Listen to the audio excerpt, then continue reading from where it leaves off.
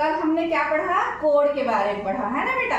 हाँ, आज हम आकृतियों के बारे में पढ़ेंगे। ज्यामिति आकृतियां, ज्यामिति आकृतियां। हाँ, गणित में जो आकृति माने चित्र ही है, गणित की जो आकृति होते हैं वो क्या कहलाते हैं? ज्यामितीय आकृतियां। ठीक है, जो रेखा गणित की जो है वो ज्यामितीय आकृतियां कहलाती हैं, उनके बारे में आज हम पढ़ेंगे। ओके, हाँ, चलो पहले उसके बारे में हम जान लेते हैं कि उसमें क्या क्या होता है। ठीक है, ज्यामितीय आकृति के अंतर्गत हम पढ़ेंगे त्रिभुज, आयत, वर्ग, वृत्त। पहले त्रिभुज के बारे में जानते हैं। किसी भी त्रिभुज की 3 शीर्ष, 3 भुजाएं और 3 कोण होते हैं। शीर्ष, भुजाएं और कोण के बारे में हमने कल जाना। ठीक है, तो देखो ये जो त्रिभुज बना है ना, तो इसकी क्या पहले 3 शीर्ष, शीर्ष कहाँ है? जहाँ 2 भुजाएं मिलती है, तो 3 जगह मिल रहा है ना बेटा। 1 2 3 शीर्ष हुआ, 3 भुजाएं, ये भुजाएं है जानते हो, 1 2 3 और 3 कोण होते हैं। तो जहाँ झुकता है और ये कहाँ, यहाँ पर क्या बनता है? कोण। 3 कोण बन रहा है, देखो ये देखो है ना, बन रहा है ना। 3 भुजाएं हैं, 1 2 3 और यहाँ पर कोण बन रहा है, 3 कोण है। और जहाँ पर भुजाएं मिल रही वो शीर्ष है, तो 1 2 3 शीर्ष है ना, जिसे इसको नाम देते हैं A B C, ऐसे है ना। उसके बाद बेटा जिस त्रिभुज के तीनों भुजाएं समान हो, समान मीन्स बराबर, समबाहु त्रिभुज क्या कहलाता है? वो समबाहु त्रिभुज। तो ये हमारा पहला जो चित्र है उसके अंतर्गत आ रहा है। देखो 10-10 सेंटीमीटर की भुजा है, ये भी है समबाहु, ये भी तीनों भुजाएं बराबर दिखा है ना। तो ये क्या है? समबाहु त्रिभुज। क्या त्रिभुज है? समबाहु त्रिभुज। हाँ, उसके बाद है बेटा और जिस त्रिभुज की 2 भुजाएं समान होने से समद्विबाहु त्रिभुज। द्वि माने 2, द्वि मीन्स 2। दूसरा हमारा चित्र है, देखो 2 जो भुजाएं हैं कितने सेंटीमीटर की है? 10-10 सेंटीमीटर। एक तीसरा भुजा कितने की है? 5 सेंटीमीटर। तो ये क्या हो गया? समद्विबाहु त्रिभुज। उसके बाद बेटा तीनों भुजाएं अलग अलग होने पर विषमबाहु त्रिभुज कहते हैं।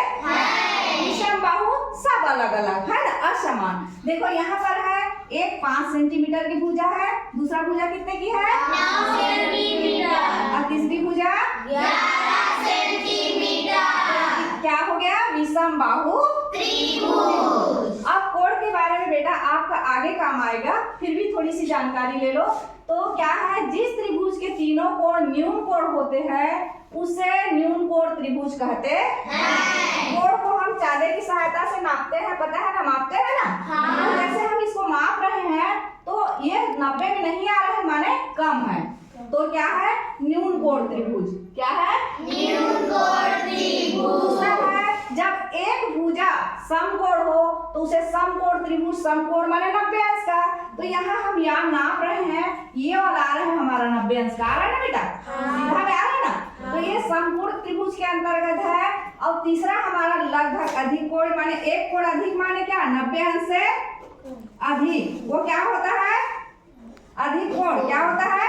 अधिक कोण। ये तो बाद में आपका काम आएगा, अभी ज्यादातर क्या काम आएगा आपका?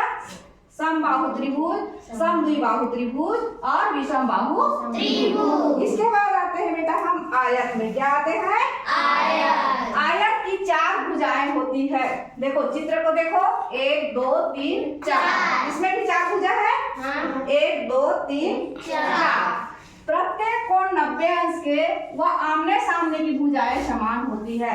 प्रत्येक कोण 90 अंश हम चांदा से इसमें भी हम फिट करेंगे। देखो सीधा है ना बेटा, 90 अंश में है ना, और ये भी 90 अंश में है। तो क्या है? 90 अंश के है, चारों 90 अंश से। देखो ऐसे हम नापेंगे, चारों 90 अंश का है ना। और आमने सामने की भुजाएं बराबर होती है, तो समान मीन्स बराबर। देखो नीचे वाला भुजा 15 सेंटीमीटर, तो इसके सामने वाला भी 15 सेंटीमीटर। इस तरफ का 10 सेंटीमीटर है, तो इसके सामने वाला भी 10 सेंटीमीटर। तो ऐसी आकृति क्या कहलाता है? आयत। क्या कहलाता है? आयत। अब आते हैं बेटा हम वर्ग। क्या आते हैं? वर्ग। चारों भुजाएं समान लंबाई की हो वर्ग कहलाता है। देखो ये वाला TLM हमारा है, चारों भुजाएं समान है, बराबर है ना। और इसका भी देखो एक चीज, ये भी सीधा सीधा में 90 अंश का ये भी है ना। हाँ, तो चारों भुजाएं समान, इसमें चित्र भी दिख रहा है ना। अब इसमें भी देखो ये 15 सेंटीमीटर, दूसरी भुजा भी 15 सेंटीमीटर, 15, चौथा भी 15 सेंटीमीटर। तो ऐसा जो आकृति होता है वो क्या कहलाता है? वर्ग। गुड। अब आते हैं बेटा हम वृत्त। क्या? वृत्त। हाँ, वृत्त माने जो गोला होता है, जो गोल होता है वो वृत्त कहलाता है। ये जो गोल होता है वो क्या कहलाता है? वृत्त। हाँ, जो गोल आकृति का होता है वह वृत्त कहलाता है। हाँ, तो वृत्त ये देखिए बराबर है ना बेटा, पूरा गोल है ना, सर्कल के रूप में है, वो क्या है? वृत्त है। हाँ, इसमें आपको लिखा हुआ दिख रहा होगा सूत्र वगैरह, उसको हम आगे परिमाप क्षेत्रफल में पढ़ेंगे। ओके। हाँ, तो यहाँ पर आपको ये ज्यामितीय आकृतियों के बारे में समझ गए ना।